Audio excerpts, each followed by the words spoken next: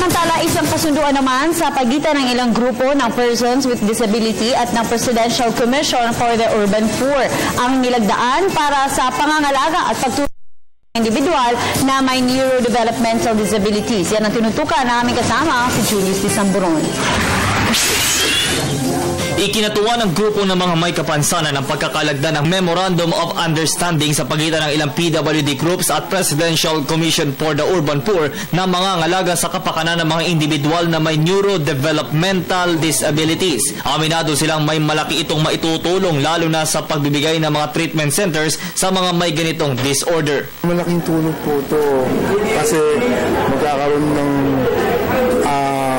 eye-opener mismo para tumulong sa mga katulad namin mga may neurodevelopmental disability, lalong-lalo na sa cerebral palsy sa mga bata.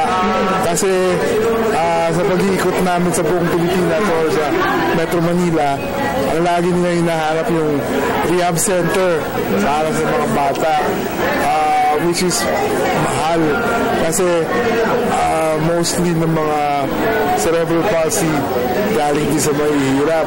Para sa PCUP, isa lamang ito sa kanilang mga programa para sa mga may autism upang sapat na pangangalaga at pansin mula sa pamahalaan. Naisip ang isang division namin within PCUP na baka pwedeng manguna tayo, sir, na mag-sign ng Memorandum of Understanding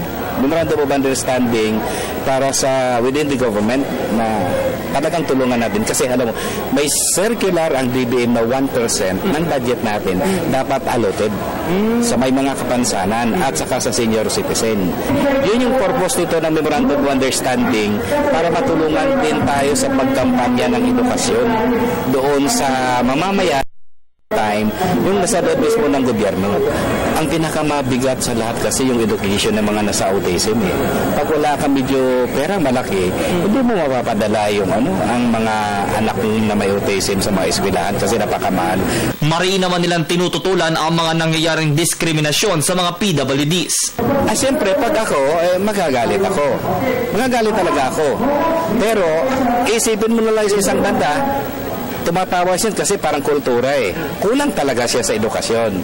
So yun yung pakay namin na dapat ma-educate. Walang pagkakaiba tao yung may mga diferensya. Kailangan din natin ng unawa. Dapat i-treat siya hindi special kung hindi normal. Pero dapat huwag pabayaan ng gobyerno. Para sa Telebisyon ng Bayan, ako si Julius Disamburon.